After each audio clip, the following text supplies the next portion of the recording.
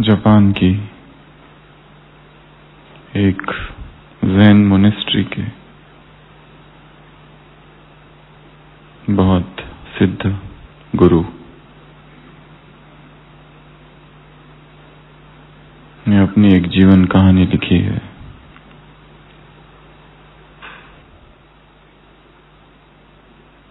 उनका नाम था किटानो केम्पो। 1930 के दशक में शायद उनकी मृत्यु हुई थी और तब वो 90 वर्ष के थे और अपने आध्यात्मिक जीवन की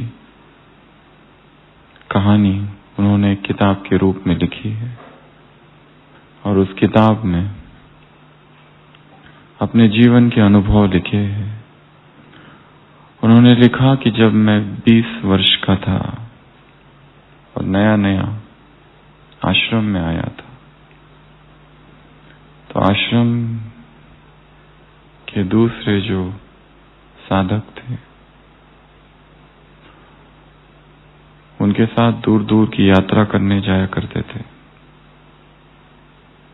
और कुछ साधक जो थे उस समय जापान में उनको टोबैको हुक्का पीने की आदत थी। तो एक बार कुछ साथियों ने उनको भी वो पिलाया और उन्हें बहुत अच्छा लगा,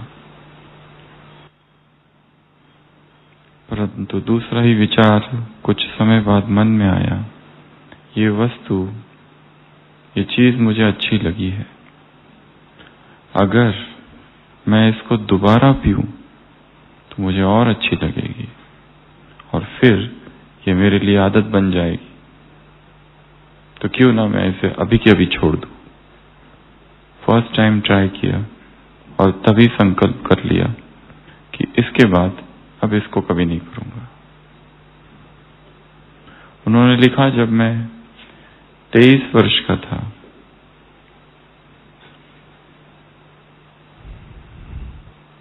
तो सर्दी के दिन थे।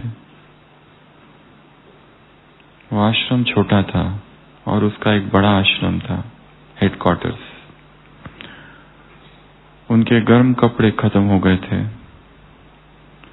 तो उन्होंने हेड ऑफिस में पत्र लिखा कि मुझे गर्म कपड़े चाहिए, पर उसका उत्तर आया ही नहीं कितना दिनों तक।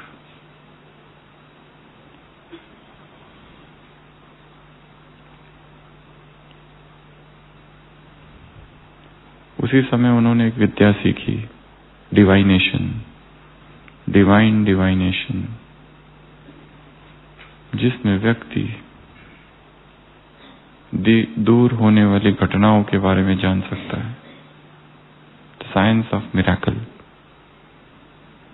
और वो इतनी जल्दी सीख ली और उन्होंने सोचा क्यों ना मैं पता करूं कि मेरे उस खत का हुआ क्या। और उन्होंने पता किया कि मेरा खत तो वास्तव में वहां पहुंचा ही नहीं है। और जब गुरु से बाद में कभी मुलाकात हुई तो पता चला गुरु के बातों से कि उनके पास ऐसा कोई खत नहीं आया, तो उनको खुशी भी हुई कि मैंने सिद्धि प्राप्त कर ली है। दूर क्या हो रहा है उन घटनाओं को मैं जान सकता हूं अब। परंतु तुरंत मन में विचार आया कि यदि इस विद्या को मैंने जान लिया तो मेरी साधना छूट जाएगी। इसलिए मैं अभी के अभी इस विद्या को रोकता हूं और इसके बाद इस विद्या का प्रयोग कभी नहीं करूंगा। किटानो केम्पो ने और एक अनुभव लिखा है कि जब मैं 28 वर्ष का हुआ, साधना के मार्ग पर चलते हुए, अध्यात्म के मार्ग पर चलते हुए, मेडिटेशन करते हुए, ग्रंथों का अध्ययन करते हुए, आश्रम की सारी सेवाएं करते हुए, अचानक मुझे एक नया छंद, एक नई हॉबी सूझी, कैलीग्राफी, चाइनीज कैलीग्राफी, और मैं वो सीखने लगा और उसमें बहुत अच्छा हो गया। बहुत ज्यादा पारंगत हो गया। मैं कुछ भी लिखता था तो दूसरों को बताया करता था कि ये मैंने लिखा है, और लोग बहुत तारीफ करते थे, लाइक्स।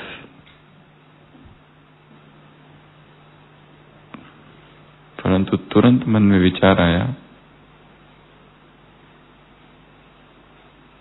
कि मेरा लक्ष्य ज़ेन टीचर बनना है और ना कि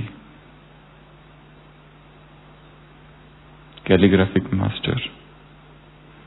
और उन्होंने कहा कि मैंने उसी दिन कैलीग्राफी बंद कर दी।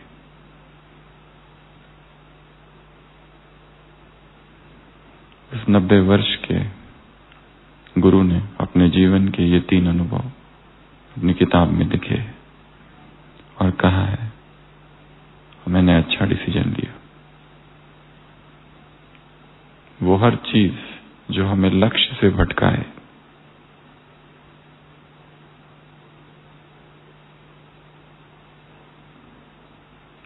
छोड़ देनी चाहिए, चाहे वो कितनी आकर्षक क्यों ना हो। सज धज कर आएंगे प्रलोभन, दिव्य ध्येय की ओर तपस्वी, तू अभी चल, बढ़ता चल। मार्ग से भटकाने वाली ढेर सारी चीजें, और वो चीजें ऐसी लगती हैं कि हमें लक्ष्य की ओर ले जाएगी।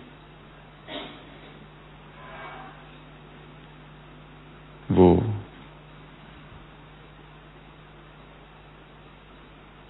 किसी विकारी संबंध का शारीरिक सुख क्यों ना हो, जो सुखद अनुभव होता है, किसी व्यक्ति का साथ क्यों ना हो जो बहुत प्रीतिकर है, मन को सुकून देता है, किसी की दोस्ती क्यों ना हो, स्त्री हो या पुरुष।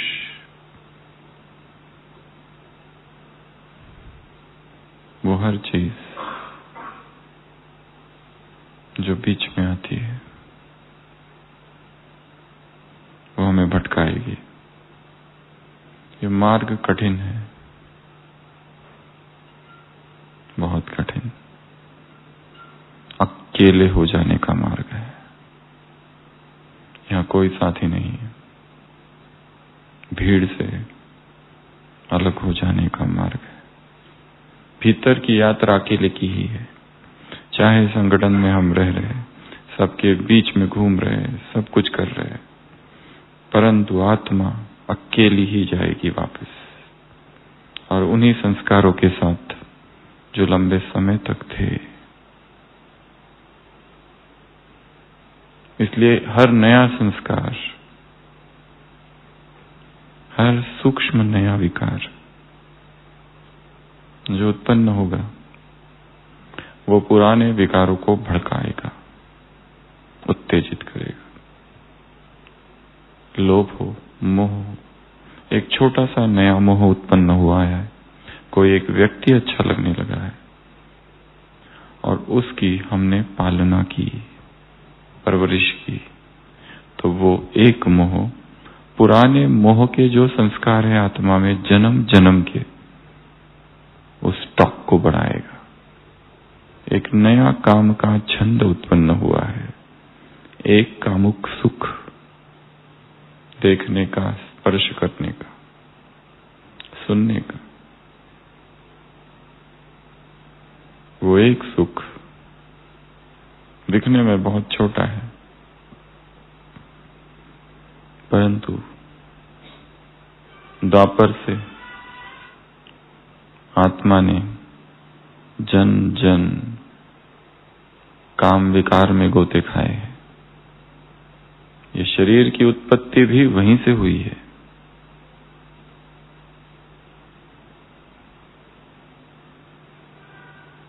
इसलिए एक छोटी सी चिंगारी भी काफी है आग को भड़काने के लिए।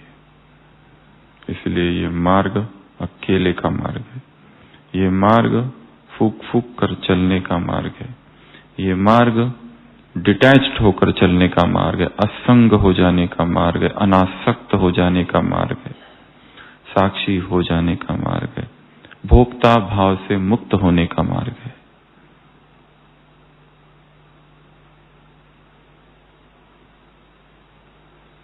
संपूर्ण मुरली कुमारों पर है और कुमार जीवन तपस्वी जीवन है।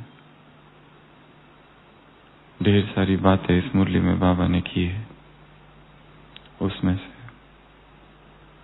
इस क्लास में हम 12 बातों की चर्चा करेंगे। कुमार अर्थात क्या?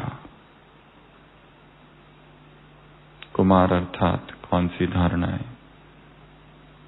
कुमार अर्थात कौन से सिद्धांत, कैसी दिनचर्या?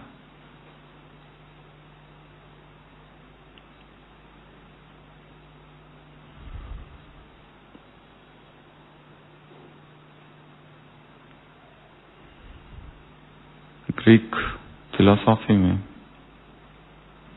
एक बहादुर योद्धा की कहानी है, इरविन। बहुत बड़ा योद्धा था, बहुत शक्तिशाली, कई युद्ध उसने जीते थे, परंतु फिर भी भीतर एक निरंतर बेचैनी ही रहती थी,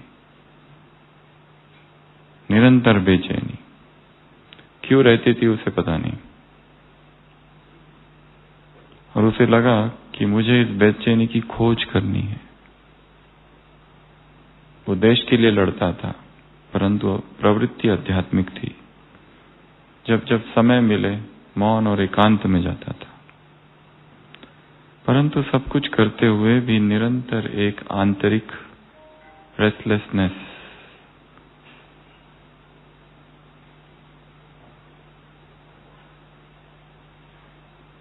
अनस्टेबल माइंड। उसको लगा कि मुझे इसकी खोज करनी चाहिए, क्योंकि मैं कुछ भी गलत नहीं कर रहा हूं, फिर भी ये बेचैनी क्यों है। उसने सोचा मैं किसी आश्रम में जाऊं और वहां समय व्यतीत करूं, और वो एक आश्रम में चला गया और वहां का शांत वातावरण उसे बहुत अच्छा लगा। उसने वो सब छोड़ दिया जो वो पहले करता था, और वहां उसे ब्रह्मचारियों का संग मिला, और उनके बीच में बैठकर वो मेडिटेशन करने लगता है घंटों घंटों। और तब उसे पता चलता है कि मन में छुपा हुआ काम, मन में छिपी हुई कामनाएं ही थी जो मुझे निरंतर बेचैन रखती थी हमेशा। ऊपर से कुछ नहीं दिखता था, परंतु बहुत सूक्ष्म काम विकार था। वो तब पकड़ में आया जब वो अकेला हो गया, एकांत में गया, चुप हो गया। लंबा लंबा समय मेडिटेशन, 6 घंटा, फिर 10 घंटा, फिर 12 घंटा। हमारे मन का स्वभाव है कुछ करूं, कुछ तो करूं। और मेडिटेशन अर्थात कुछ ना करना सबसे कठिन काम है, मोस्ट डिफिकल्ट। कुछ करूं, कुछ पढ़ूं, किसी से बात करूं, ज्ञान का कुछ करूं, सेवा का कुछ करूं।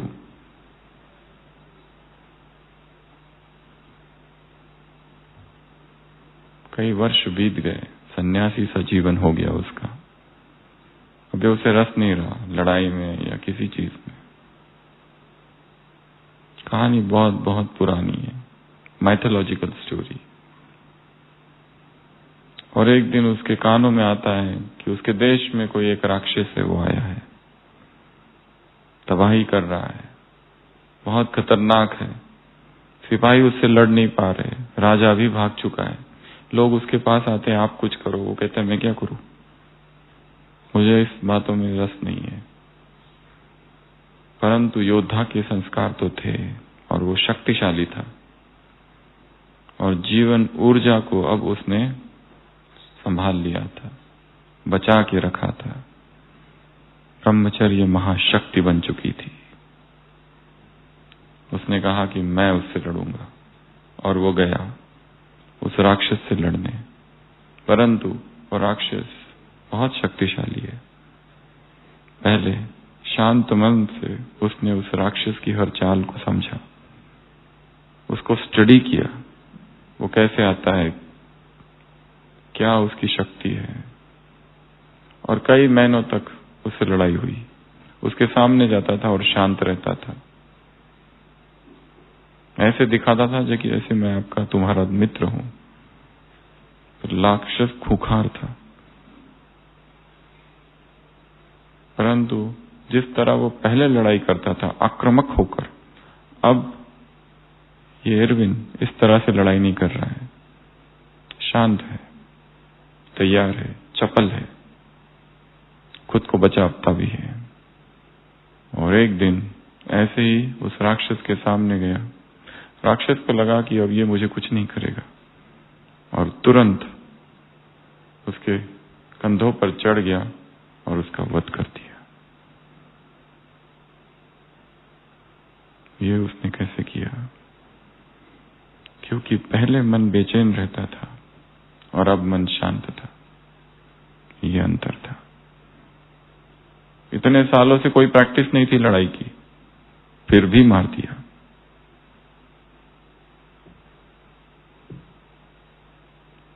फित्रता वो ऊर्जा है, वो शक्ति है जिससे ये होता है। तो कुमारों के लिए बाबा ने बहुत सी बातें कही है। उससे सबसे पहली बात, कुमार अर्थात मनन करने वाले, होली हंस, व्यर्थ को छोड़ा है और किसको पकड़ा है? ज्ञान को। मन बहुत जब डिस्टर्ब हो तब क्या करना चाहिए? चिंतन करो। एक लाइन ले लो मुरली की और सोचो इसके बारे में, लिखो उसके बारे में, क्योंकि उसमें अमृत है, खजाना है। इसी लाइन को ले लो बस। क्या करना है? ज्ञान का मनन करना है, ज्ञान रत्नों से स्वयं को भरना है, ज्ञान खजानों से स्वयं को भरना है। ये इतना ही अक्षर लाइन काफी है भटकते हुए मन को फिर से स्थिर करने के लिए। इसमें कुछ डायरेक्शंस है कि ऐसा करना है। और मन कौन कैसा है इस समय? बेचैन। और बेचैन जो मन है वो जरूर व्यर्थ का चिंतन कर रहा है, ऐसी चीजों का चिंतन कर रहा है जो हमें करना ही नहीं है। हम किसी दूसरे व्यक्ति को कंट्रोल करने की कोशिश कर रहे हैं कि तुम वो करो जो मैं तुमसे कहता हूं, वो तुम करो, तुम्हें ऐसा नहीं करना चाहिए, तुम्हें ऐसा करना चाहिए। हमने किसी को कंट्रोल में रखा है और हम ये सोचते हैं कि मैं राइट हूं और वो गलत है, और ये संकल्प भी बेचैनी उत्पन्न कर रहा है। उसको छोड़ दो।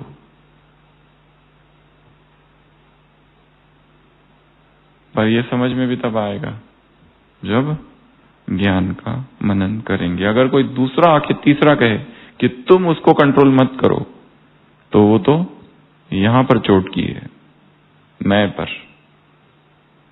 माया के दो दरवाजे, कमजोरी के दो शब्द, मैं और मेरा। जब मैं आहत हो जाता है, जब मेरा घायल हो जाता है, तो परिवर्तन नहीं होता है, और ही तीव्र होता है कि अब तो देखता हूं मैं कैसे उसको कंट्रोल नहीं करूंगा, और ही करूंगा उसको। कोई अगर कहे कि तुम्हारी ये बात जो है ना ये ठीक नहीं है, परंतु अहंकार के भाव से कहा गया है, करेक्शन देने के भाव से कहा गया है, तो हम कभी करेक्ट नहीं होते। हम कहेंगे हम करके रहेंगे। तो कुमार अर्थात मनन। क्या करेंगे?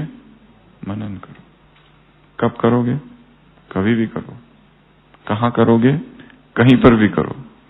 किस समय करोगे? किस स्थिति में करोगे? The most disturb state of the mind में करके देखो। जब मूड ऑफ है, उदास है, अभी अभी किसी ने कुछ कहा है, देखो तो क्या क्या निकलता है। अलग अलग कंडीशंस ऑफ द माइंड में, अलग अलग टाइम्स। आधी रात को नींद खुल जाए ना, तो मुरली वहीं रखना,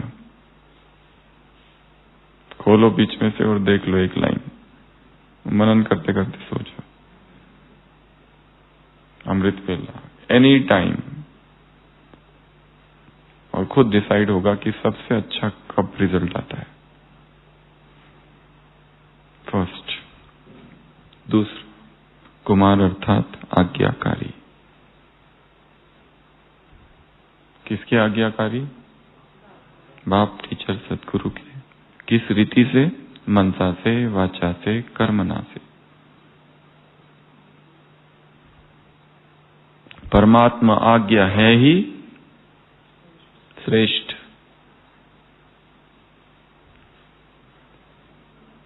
फायदे क्या क्या हो जाएंगे आज की मुरली से? 5-6 बातें हैं। कौन कौन सी? आज्ञाकारी बनने से क्या क्या होगा? यस। मेहनत से मुक्त, पहला। मुश्किल से मुक्त, सोचने की दरकार नहीं, करूं ना करूं, राइट है रॉन्ग है, और सहज पुरुषार्थी बन जाएंगे, ये मुख्य है। और अब मुरली के पीछे जाओ थोड़ा, आदि पॉइंट्स पीछे है, आदि सामने। मनमत परमत क्या है? बोझ। श्रीमत क्या करेगा? हल्का कर देगा। अगर श्रीमत पर चलोगे तो किसी भी परिस्थिति में नीचे नहीं आएंगे।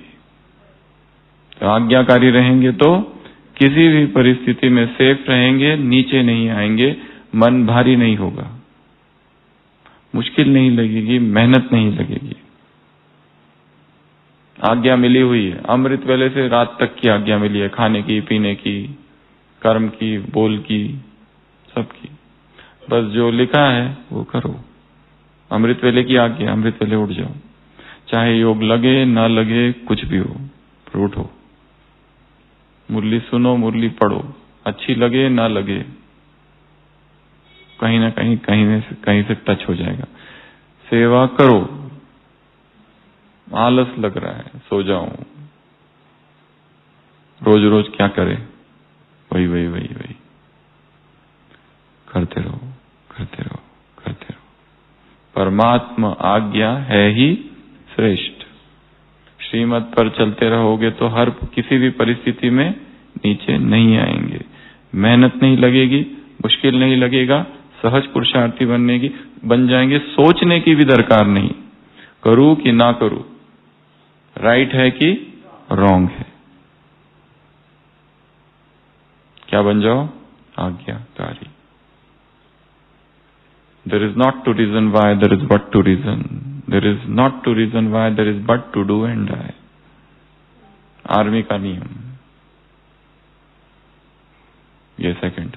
कुमार अर्थात आज्ञाकारी।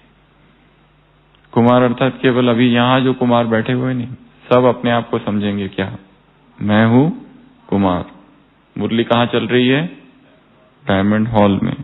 और इस मुरली के बाद बाबा ने डायमंड हॉल का एक चक्कर भी लगाया, और जब चक्कर लगा रहे थे तो मैं वहीं बैठा था, मेरे ही बाजू से बाबा जा रहे हैं, और मैं कैसे देख रहा हूं? ऊपर। देख लिया? तीसरा, कुमार अर्थात बाप से वायदा करने वाले। कौन सा वायदा? तन, मन, धन, जन, संबंध, सब कुछ तेरा। शरीर दे दिया, मन भी दे दिया, ये तो सबसे मुश्किल काम है। तो ये नहीं कह सकते मैं परेशान हूं, मन में व्यर्थ आता है, मन विचलित है, वो भी दे दिया। धन, वो भी दे दिया, उसका भी पोता मेल रखो, ये भी कहा है आगे। संबंध, वो भी दे दिया। समर्पण, 7 प्रकार के समर्पण है। कौन से? तन का, मन का, धन का, संबंध संपर्क का, बुद्धि का, संस्कारों का,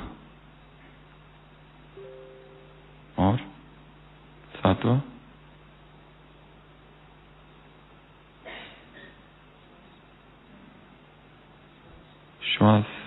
या समय का। 7 टाइप्स ऑफ सरेंडर। सबसे मुश्किल कौन सा है सातों में से? शरीर दे दिया, धन दे दिया, संबंध दे दिया, समय दे दिया, बुद्धि बुद्धि थोड़ा सा, संस्कार, ये तीनों में से सबसे मुश्किल कौन सा है? मन, संस्कार और बुद्धि। सबसे गहरा कौन सा है? संस्कार, क्योंकि संस्कार ऑटोमेटिक हो गए, आदत पड़ गई है, उसको दे देना। पर वे तो अपने आप काम करते हैं, हम तो चलाते ही नहीं उसको, अपने आप होता है, आदत है। बुद्धि, बुद्धि का अभिमान, मैं ये हूं, मैं भला हूं, मैं ये हूं, मुझ में ये विशेषताएं है, ये तीनों ही बहुत कठिन है। पर उसमें भी मन का समर्पण अर्थात संकल्पों का समर्पण, मैं मेरे का समर्पण, ये सबसे कठिन है।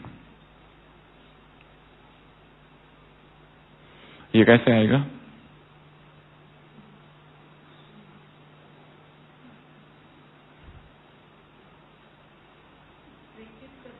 ये प्रैक्टिस से तो और ही अहंकार आता है। प्रैक्टिस में भी प्रॉब्लम है कि मैं प्रैक्टिस कर रहा हूं।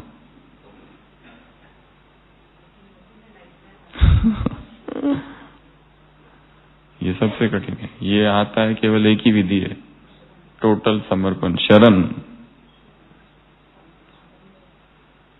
रावण जो है ना, अहंकार का प्रतीक है शास्त्रों में। वो लक्ष्मण उसको मार नहीं सकता, हनुमान के बस की बात नहीं है रावण। वो बाकियों को हनुमान जी कर सकते हैं कुछ कुछ, लक्ष्मण बाकियों को मार सकता है, पर रावण को नहीं। रावण को मारने के लिए स्वयं राम को ही आना पड़ता है। टोटल सरेंडर, टोटल शरणागति। क्योंकि कुछ भी करने जाओ उसका अहंकार आएगा, कुछ भी।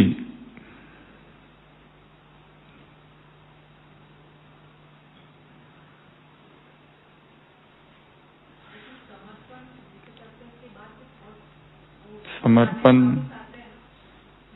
बार बार समर्पण। Repetition is the mother of all learning. Repeat करते जाओ, रिपीट करते जाओ, रिपीट करते जाओ। ये सभी धर्मों को अगर देखो तो ये शब्द है। बौद्धिज्म में जाओ, बुद्धम शरणम गच्छामि। क्रिश्चियनिटी में जाओ, सरेंडर, जस्ट फॉलो मी, बुद्धि मत चलाओ, सरेंडर। गीता में सर्वधर्मान परित्यज्य मामेकम शरणम व्रज। वैष्णव धर्म में 8 प्रकार की शरणागति है, अलग अलग प्रकार की शरणागति है। हर धर्म में ये है, तुम मेरी राखो लाज हरी। सब कर लिया, सब ट्राई कर चुके हैं, सब फेल। और अब क्या करो? तुम करो जो करना है। पर हमारा समर्पण में भी गड़बड़ है। वो स्टोरी कई बार हमने सुनाई है और हम पेशेंट्स को भी सुनाते हैं। छोटी बच्ची है, खिलौना टूट गया, खिलौना जोड़ने लगी, जुड़ता ही नहीं है। देखती है भगवान बैठे हैं, तो कहती है भगवान को कि ये मेरा खिलौना तुम जोड़ के दो। तो भगवान जोड़ने लगते हैं। तो वो कहती है, अरे ये क्या कर रहे हो इधर, ये क्या कर रहे हो उधर जोड़ो, अरे ये क्या कर रहे हो उधर जोड़ो। भगवान कहते ले तू ही जोड़, तेरा खिलौना तुझको अर्पण। हमारा समर्पण भी ऐसा ही, छोड़ दिया ना उस पर, तो उसको क्या करना पड़ेगा? रिपीट, बार बार बार बार बार बार। एक बार प्रतिज्ञा कर ली से नहीं होगा, repeat repeat repeat repeat repeat, कई बार रिपीट। सौंप दिया, सौंप दिया, सौंप दिया, क्योंकि भूल जाता है। तो सबसे पहली बात मनन, दूसरी आज्ञाकारी, तीसरी वायदा। किससे वायदा? पाप से वायदा। वायदे को क्या करना है? रिवाइज करना है। अगला, दिल से क्या कहना, मेरा बाबा। बाबा ने कहा, वो भक्ति मार्ग में भी कहते हैं राम राम राम राम राम, इधर भी रिपीट करते भक्ति जैसा, बाबा बाबा बाबा बाबा बाबा, मेरा बाबा मेरा बाबा मेरा बाबा मेरा बाबा मेरा बाबा, और रोना भी चालू, दोनों काम साथ साथ, ब्रेन जिम। इधर रोना भी चालू है एक आंख से और एक आंख से बाबा बाबा बाबा बाबा, इधर से दुखी भी है, इधर से बाबा बाबा बाबा बाबा। दिल से करना है ये सौदा, मुख का नहीं है। कहाँ का है? दिल का। मुख से कोई लेना देना नहीं है, मुख से बोलो ना बोलो, पर हाँ वो स्टेज है, वो नहीं होगा तो वो अंदर का भी नहीं होगा। अजपा जाप भीतर से गूंजता रहे। जैसे लोग मंत्र सिद्ध कैसे करते हैं, पहले चालू कहां से करते हैं, जोर से पढ़ते हैं, फिर लिप रीडिंग होती है, फिर मन में दोहराते हैं, और फिर लास्ट में कुछ नहीं करते, अपने आप ही चलता है, उसको कहते हैं अजपा। अजपा में no words, no mental chanting also. 4 types of mantra chantings are there. मंत्र जाप करने की 4 विधियां है। शुरुआत तो जोर से, ओम नमः शिवाय ओम नमः शिवाय ओम नमः शिवाय ओम नमः शिवाय, दूसरे भी सुने, ये फर्स्ट, और फिर ओम नमः शिवाय ओम नमः शिवाय ओम नमः शिवाय ओम नमः शिवाय, सेकंड, थर्ड मन में। और ये प्रैक्टिस कंटिन्यूस होती रहती है। एक दिन में 1 लाख बार एक मंत्र का जाप करते, एक ही मंत्र का जाप, हरे कृष्ण हरे कृष्ण हरे कृष्ण हरे कृष्ण हरे कृष्ण हरे कृष्ण हरे राम हरे कृष्ण हरे कृष्ण हरे राम, वही घूमते रहता है। देखा होगा ना, वो ये रहती है एक, उसमें चालू रहता है। तो जब इतनी प्रैक्टिस हो जाती है कि वो फिर मन में भी नहीं बोलते, तब होता है 4th स्टेज, अजपा जाप, मेंटल चैंटिंग से भी परे। तो क्या कहा बाबा ने, कहां से निकलना चाहिए? दिल से। कितनी बार निकलना चाहिए? एक ही बार काफी है। पर कैसा होना चाहिए? पक्का। बाकी नकली वाला जो है ना, वो कितनी बार भी हो तो उसका कुछ असर नहीं। एक ही बार, कितना पावरफुल,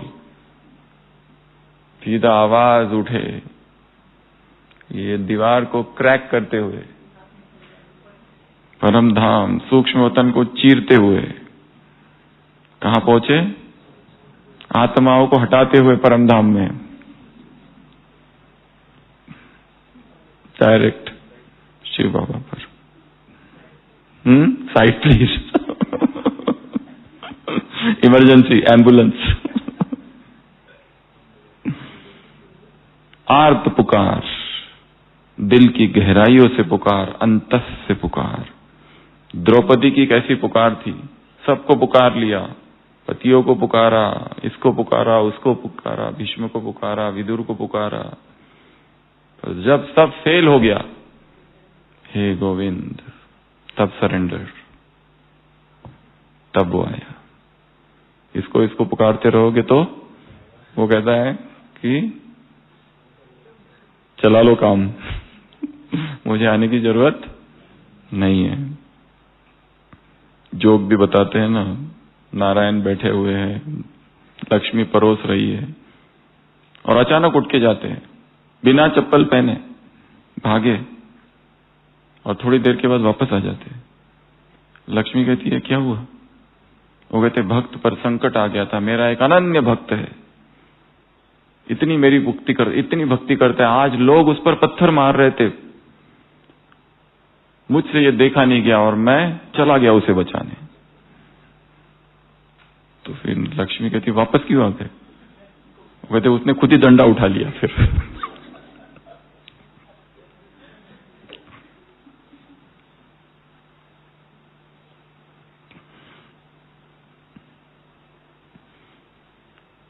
चौथा, दिल से,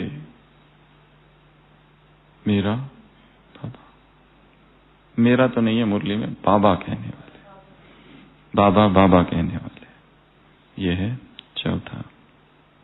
पांचवा, कुमार अर्थात डबल लाइट। कुमार अर्थात डबल लाइट। हल्के, ज्यादा टेंशन नहीं, ज्यादा भारीपन नहीं, हर चीज को सीरियसली नहीं लेना है। कॉलेज में फ्रेंड्स होते, हंसी मजाक करते हैं, हंसी मजाक हो जाती है, भूल जाते हैं। हम लोग क्या करते हैं, उसको अंदर डिब्बी में विद डेकोरेशन। कोई ज्ञान का संकल्प वहां तक पहुंचना नहीं चाहिए। उसने मुझे ये कहा, अब मैं इसे बचा के रखूंगा।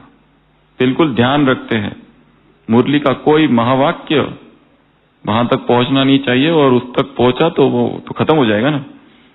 इसको दूर, सुनाने तक इसको रखना है, इसको अच्छे से रखना है। जरूरत पड़ी तब इसको यूज करेंगे कि तुमने मुझे तब ऐसा कहा था, भूल गए क्या?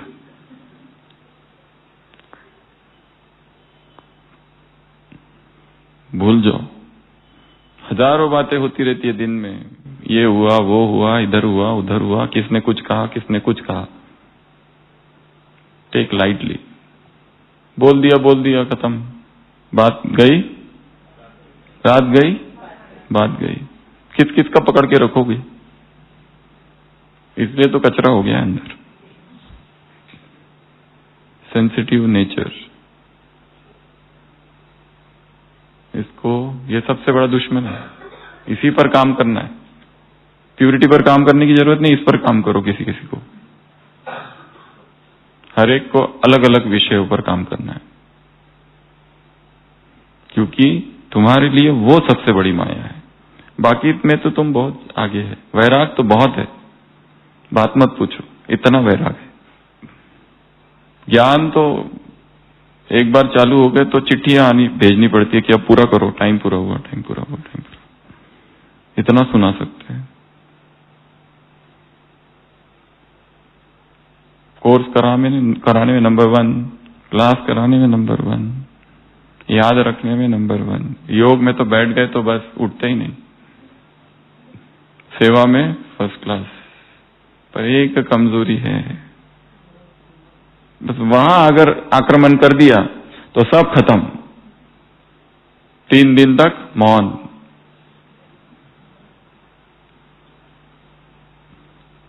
कौन सा? वो वाला मौन नहीं, दूसरा वाला, नाराजगी वाला, डिप्रेशन। जैसे मौके की तलाश थी, यही मौका है डिप्रेशन में जाने का, कब जाऊं। इसी का तो इंतजार था। जो आता है तारीफ कर रहा है, तारीफ कर रहा है, तारीफ कर रहा है। 10 लोगों ने तारीफ की आज, और बस अब कमरे में जा ही रहे थे तब किसी ने कमेंट एक कर दिया, बस ये 10 लोगों को भूल जाओ। अब इसने जो बोला इस पर झपट जाओ, इसको अंदर लो, और यही मौका है डिप्रेशन में जाने का। और डिप्रेशन में घुसो और उसको अंदर जाओ, फिर अमृत वेला उसको रिवाइज करो, अच्छे से रखो, क्योंकि समय आने पर उसको यूज करना है उसी व्यक्ति के खिलाफ।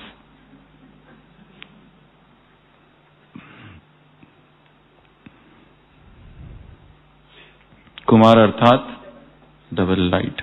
अगला, कुमार अर्थात 3 खजाने, SSS। समय, श्वास और संकल्प, कुछ भी वेस्ट ना जाए। श्रेष्ठ पद सतयुग त्रेता में, या फिर द्वापर कलयुग में पूज्य पद। कुछ भी चाहिए तो वेस्ट नहीं जाना चाहिए। उसमें भी ये 3 मुख्य खजाने बहुत है। श्वास से श्वास उसकी याद, समय और संकल्प। संकल्प हमारे कितने वेस्ट चले जाते हैं। कोई भी आता जाता है, कुछ भी बोल देता है, और सारे संकल्प उसमें लग जाते। So much energy gone. जो एनर्जी एकाग्र होकर, जो एनर्जी इतना कुछ कर सकती थी, अभी वो एनर्जी किसमें जा रही है?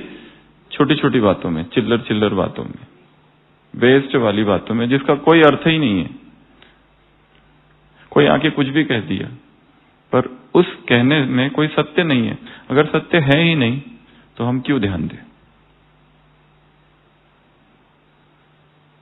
तो 3 खजाने, ठीक है। अगला, यहां पर चर्चा कुछ और है। अभी तूफान आया है, सुपर साइक्लोन उड़ीसा। हम स्टडी कर रहे थे, ये सुपर साइक्लोन सबसे बड़ा साइक्लोन था उस समय का। उसमें 25 ये मुरली चली है कब? 15, 11 मंथ नवंबर। तूफान आया था 25 अक्टूबर से चालू हुआ था, 29 अक्टूबर आने तक तूफान अपनी चरम सीमा पर था और 3 नवंबर तक वो एकदम शांत हो गया था। उसके बाद मूसलाधार बारिश चालू हो गई थी। इसमें कहा जाता है लगभग 15,000 लोग मारे गए, 25 लाख पशु पक्षी मारे गए, 16 लाख घर लोग बेघर हो गए, 16 lakhs, 25 lakhs पशु मारे गए और 2,75,000 घर बर्बाद हो गए, खत्म हो गए। इतनी भारी भरकम तबाही हुई। 29 अक्टूबर चालू हो गया था 25 अक्टूबर से, और मुरली कब चली है? 10-15 दिन बाद बाबा को ये बताया गया। बाबा ने क्या कहा? ये क्या है? रियल है ही नहीं, ये तो रिहर्सल है, रियल तो अभी होने वाला है। ये है प्रकृति के खेल, और कुमार अर्थात उड़ती कला का खेल दिखाने वाले। कुमार अर्थात उड़ती कला का खेल दिखाने वाले, प्रभावित नहीं होने वाले। बाबा ने कहा इसकी न्यूज आएगी, ये आएगी, वो आएगी, इसकी भी ज्यादा चर्चा करने की जरूरत नहीं है, क्योंकि ऐसी जब चीजें होती है तो चर्चा बहुत होती है और सारा दिन उसमें चला जा सकता है। न्यूज चैनल्स, यहां ये हुआ, यहां वो हुआ, ऐसा हुआ, वैसा हुआ। सुपर साइक्लोन उड़ीसा 1999 का। तो कुमार अर्थात उड़ती कला। अगला, कुमार अर्थात सूक्ष्म सहयोग देने वाले। बाबा ने कहा स्थूल सहयोग तो बहुत आएगा, बहुत सारी संस्थाएं देगी, गवर्नमेंट देगी, पर तुम्हें कौन सा सहयोग देना है? सूक्ष्म सहयोग, शांति का, शक्तियों का, समाने की शक्ति का सहयोग दो। ये 2 सहयोग है, शांति और समाने की शक्ति उन आत्माओं को। सब कुछ जिनका खत्म हो गया, इतने सारे घर खत्म हो गए, सोचो कैसा लग रहा होगा वहां के लोगों को उस समय। अपने आप को देखो कि हम एक घर में रहते हैं, साइक्लोन आ गया, तूफान आ गया, 260 kilometre per hour, 260 kilometre per hour का ये तूफान था। कितना तेज, सब कुछ झाड़, सब कुछ सब खत्म हो गया। तो आत्माओं को केवल खाना दे दिया, घर दे दिया, इससे नहीं होगा। Psychological trauma, post traumatic stress disorder कितना बड़ा होता है, उसको कई सालों तक चलता है, वो सब खत्म हो गया आंखों के सामने सामने। तो सूक्ष्म सहयोग। अगला, कुमार अर्थात साक्षी और निर्भय। ये भी ट्रेनिंग दी है बाबा ने। ये सब देखेंगे, ये तो एक तत्व था, अगर 2 तत्व आ गए तो साथ में ज्वालामुखी और साथ में बारिश, मूसलाधार बारिश। इस तूफान के बाद ऐसा ही हुआ था, भूकंप, बारिश, एक 5 तत्व एक साथ आ गए।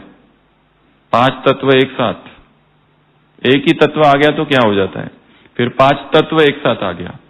एक ही विकार डिस्टर्ब कर देता है, 5 विकार एक साथ, ठीक है। एक प्रेत आत्मा प्रवेश कर जाती है, इविल सोल, तो क्या कर देती है? ऐसी 20 आत्मा एक साथ प्रवेश करेगी।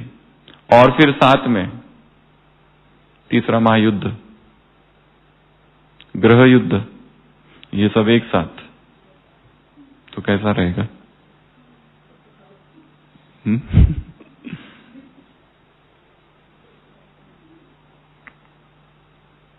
बाबा ने कहा निर्भय, साक्षी।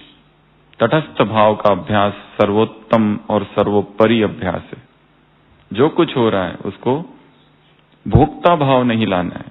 हम भोक्ता बन जाते हैं। किसी ने कुछ कहा, वी सफर, कुछ हो गया, शरीर में दर्द हो रहा है, कुछ हो गया, ये सफर।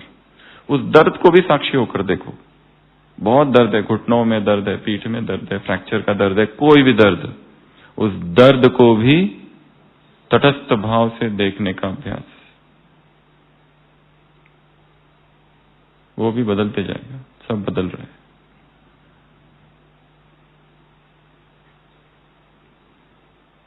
तो ये 3 बातें थी यहां पर। उड़ती कला, सूक्ष्म सहयोग, साक्षी भाव। उसके बाद में अगला, कुमार अर्थात मास्टर दाता। तुमको क्या करना है अब? देना है। 2, उसके लिए स्टॉक दे कौन सकता है? जिसके पास स्टॉक है। लास्ट संडे की पूरी मुरली इसी पर थी ना? किस पर थी? दाता बनो। 2, क्या क्या था पिछले इसमें? बहुत ही अच्छा था।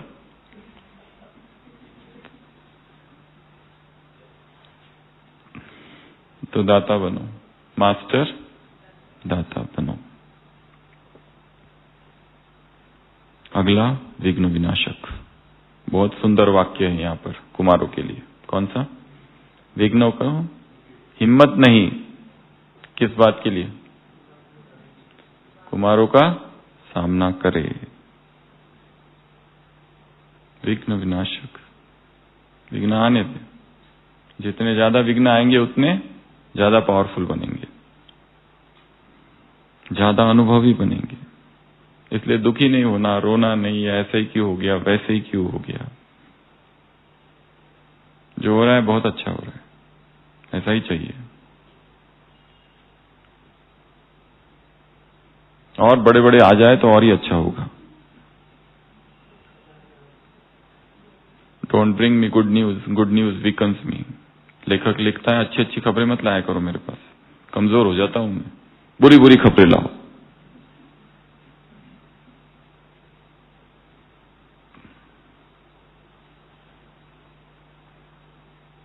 एक व्यक्ति है किसान, और उसका बेटा खेत में है।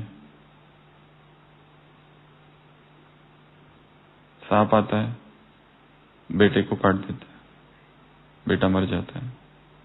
किसान देखता है, ओ क्या हो गया, मृत हो गया, अच्छा, बैठ जाता है। वहां से एक व्यक्ति जा रहा होता है, कहता है, गांव जा रहे हो? कहते हाँ। कहता मेरा घर पता है? वो कहते हाँ। मेरी पत्नी को कह देना कि आज केवल एक ही व्यक्ति का भोजन लाना।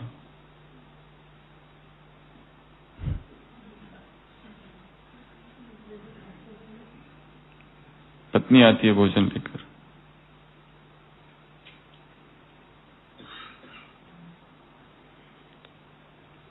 वो कहती है, आज एक का ही भोजन मंगाया? वो कहता है हाँ। क्यों, क्या हुआ? वो कहता नहीं, वो चला गया। वो देखती है, अच्छा चला गया, चलो कोई बात नहीं। दोनों खाना खाते हैं। ये सारा दृश्य दूर बैठा एक व्यक्ति देख रहा हो। कहते कैसे बाप हो, तुमको प्यार नहीं है क्या? कैसे कैसे प्यार नहीं है? बहुत प्यार है मेरा। तो वो तो मर गया ना, तो क्या करूं? वो जाते समय बोल के थोड़ी ना गया, टाटा बाय बाय करके थोड़ी ना गया। उसका टाइम आ गया, वो चला गया।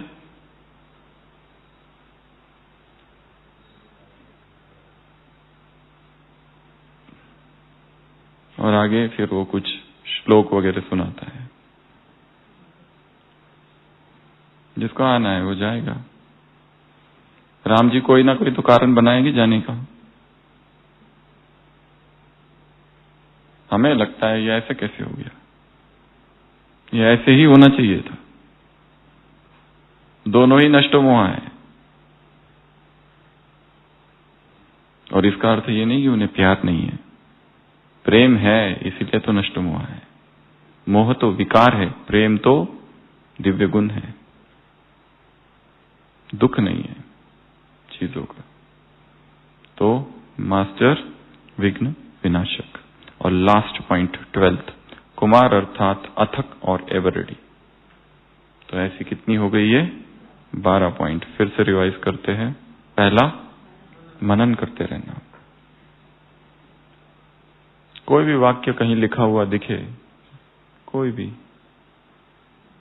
संतुष्टता सभी गुणों की खान है।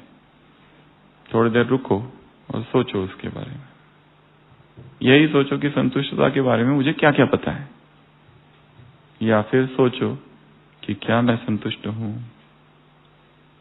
व्यक्तियों से, लोगों से, डिपार्टमेंट से, इंचार्ज से, साथियों से, जूनियर से, सेवा से, सेवा की सफलता से, असफलता से,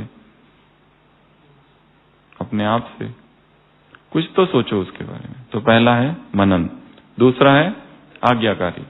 बहुत ज्यादा नहीं समझ रहे आज ना, बस आज्ञा का पालन करो। ये उसने कहा है ना, बस ये 4 बातें मुझे समझ में आई है, ज्यादा बुद्धि नहीं चलती है, ना तो मुरली याद रहती है। इतना समझ में आ गया, लिखना आता नहीं है। पढ़ी लिखी मैं हूं नहीं, पर इतना तो समझ में आता है ना कि मुरली है। तो ये तीसरा वायदा। चौथा दिल से बाबा। अगला डबल लाइट। अगला 3 खजाने। अगला उड़ती कला, सूक्ष्म सहयोग, साक्षी, मास्टर, दाता, विघ्न विनाशक, अथक और एवर रेडी। तो ऐसी ये मुरलियों की पॉइंट्स है। ऐसे कैसे? रूहानी गुलाब ऐसे ओके कहने वाले, ज्यादा लंबा चौड़ा खत नहीं लिखना है। ओके, वेरी गुड, विघ्न विनाशक, यूअर्स, नीचे नाम। ऐसे ये सारी 12 बातें धारण करने वाली होली हंस। ऐसे हंस मंडली। ऐसे ऐसे ऐसे कोई दूसरी पॉइंट बताओ जो छूट गई है। ऐसे मैं और मेरेपन का क्या है? माया का दरवाजे बंद करने वाले। ऐसे 2 शब्द मैं और मेरा, इनको समाप्त करने वाले। ऐसे बॉडी कॉन्शियस का मैं, ये मैं और मेरा का थोड़ा विस्तार किया है वहां पर। ऐसे शांति का सहयोग देने वाले, सूक्ष्म सहयोग देने वाले। ऐसे नंबर 1 आने वाले। ऐसे ऐसे बाबा के सामने हर आत्मा की विशेषता बाबा के सामने रहती है। कितनी अच्छी पॉइंट है ये। बाबा के सामने हर आत्मा की विशेषता सदैव रहती है। ऐसे हर आत्मा की विशेषता को सदैव अपने सामने रखने वाले। ऐसे बाप नाम जपते हैं। ऐसे बैलेंस रखने वाले। ऐसे श्रीमत पर चलने वाले। ऐसे मर्यादा छोड़कर किसी को सुख दिया तो दुख के खाते में जमा हो जाएगा। बड़ा पावरफुल है ये। तो ऐसे भिन्न भिन्न समान वाले, उड़ने वाली आत्माओं को, उड़ती कला वाली आत्माओं को बाप दादा का याद प्यार, गुड नाइट और नमस्ते। हम रूहानी बच्चों की, रूहानी बाप दादा को याद प्यार, गुड नाइट और नमस्ते।